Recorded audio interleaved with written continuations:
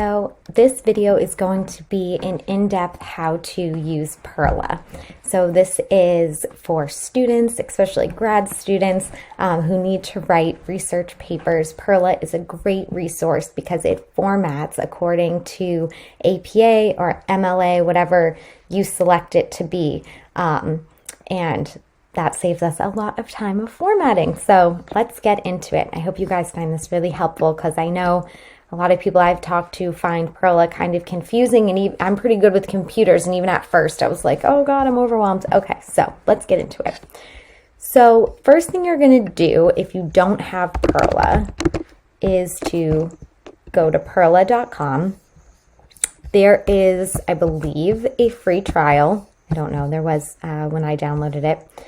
But okay, so you're going to go make an account and you're going to download it. I suggest doing the Word plugin. Let me see if I can log in. Okay, so yes, so you buy it or get your free, 14-day trial, whatever it is, and you're going to click Perla for Word. There is this nice little how-to video that's going to show you how to add it into Word. So I'll let you guys do that. I'm not going to show it because it's just going to be repetitive, but pretty much you insert, you get add-ins, you search for Perla, and then you add it. Pretty easy. Okay. So now you have Perla.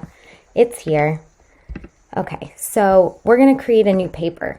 And the thing that's great about Perla is it's going to offer you a research paper or a discussion post. If you're in graduate school, you know that your discussion posts all have to have references and citing, so it helps with that. So let's look at, we'll do research paper because discussion post is essentially the same things that you're using for the research paper, but you're really only having like whatever you write for the discussion post and then the references underneath. So it's going to be the same thing to set up your references. So let's go research paper.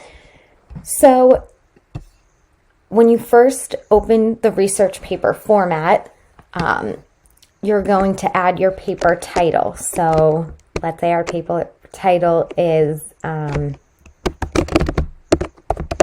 How To. Okay. So, and then you're going to have, it's going to be your full name here, whatever you set it as when you bought Perla, whatever school you're at. And then you can put your course name. So let's just say Nursing 201, instructor, Dr. Smith, and due date of the paper. Let's just say 1/31/2020. We're in 2021. Holy moly. Okay. And then if you want a running head, which is usually optional if you're a student, but just to show you what it looks like, we'll add the running head and we'll create the research paper. Okay, so you have your title here, you have your running head up here. This probably wasn't the best title, but I'm going off a whim here. Your school name, your professor. So all of these things, if you try to click it, they're locked, right? If I'm hitting backspace, I can't edit this because it's pulled in through Perla's system. However, if you wanted to edit it, you could hit, give me 1 second. Okay, here we go. So if you hold down Control and you click, this is on a Mac, then you can remove content control and then you'll be able to backspace and change this. So that's just one little tidbit how to. Okay, so also when it pulls it in, it automatically numbers your pages for you. It has it in the correct format, so this is all great. Our title here. So here is where we write the body of our paper. So, all right, let's get some words in there. Okay, great. So now we have written something for our paper. So you'd write this, say you have a 10-page paper. It'd all be in this section. Okay, so we go back, we hit Perla. Now, if your teacher requires an abstract for your paper, you can add that in right here. You just click Abstract, and you're going to click Add Abstract. So again, abstracts are usually under 250 words. It gives you a little how-to over here. So now we have our title page, we have our abstract, and we'll type our abstract here. So our 250 words, okay? They usually say to do the abstract at the end of the paper because it's kind of like you're given a summary, and then you can put your keywords there. All right, so now we added an abstract. Great.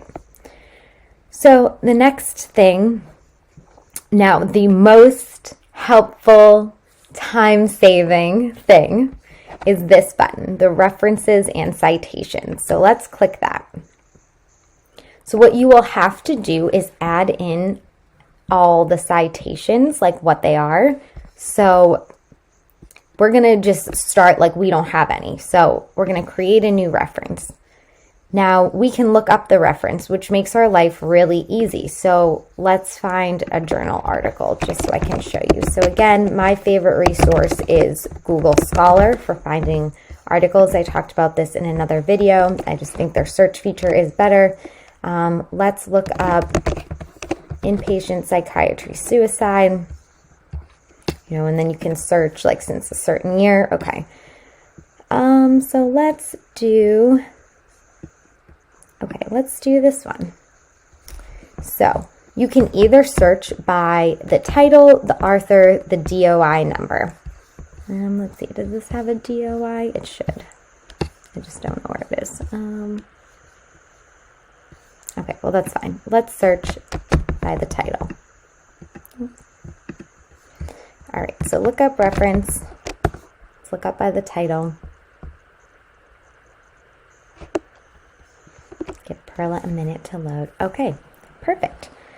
So author is Madsen, so Madsen, perfect. So here's our article. We want to use this work. So we add it. It's a journal article, and the thing that's great is everything is for the most part plugged in. So I think when people create a new citation, it doesn't pop up, they plug everything in. So all right, so yeah, this is right. So this is fine. Okay, great. So it's all right. They're usually right. So here's our live preview. Looks good. We're going to hit next. So optional, you can give it a nickname if you want to in a description. I never do. So just hit create. All right, and now, great. So there's our citation. Okay, but it's still not in like the sentence, right? So here it has automatically added our references page. We have our citation there, but we need to add it to our paper. So we come down to the paper. This is the line I want to cite. We're going to hit add citation. So if it's a direct quote or we need to add a page number, you can hit this and add the page number. We're not going to do that. But yes, you have all these options. So we're going to create citation.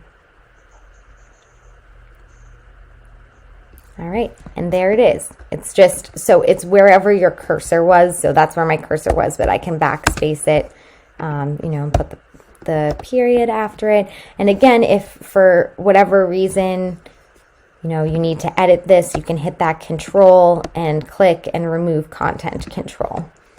All right, so and you do this for all your references. So let's add another reference. Let's say I'm writing a paper and I want to use a reference that I used in an old paper that I wrote. So I can hit add a reference from library, right? Because I already have these pulled in. So let's add this one to our paper. All right. And you can add multiple, right? You can click add paper, add to paper, all the way down. But we're just going to finish. We're going to add that one. All right, so now we have both of our citations down here. And now let's say my next sentence, Okay, and now I want to add this citation. So I hit add citation, same thing, but this one I want to add a page number. Say it's page 32, create citation. All right, and there is our citation. You can put the period at the end. I actually have 2 spaces here, so to reformat that.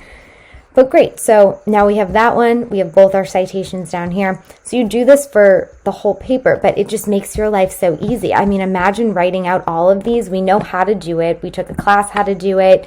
If you're a student, I'm just saying, like, we know how to do it. It's just time consuming to do it. And if you don't know how to do it, I think it's really important that you re-look up how to do it and maybe watch a video on how to do it, because it is important to know, if we're going to be scholarly writing professionals, we need to know proper APA format. However, we can save time when we're writing like multiple 30-page papers. So, yes. So I hope you guys found this helpful. If you enjoyed this video, make sure to give it a thumbs up and subscribe below. We'll have a bunch of new content coming to you guys. I'm very, very excited. I'm just hoping really to create a community of like-minded people who want to learn, and my content is mostly nursing based, but I think this video can apply to any graduate student. So yeah, I hope this helped you. All right, see you later. Bye.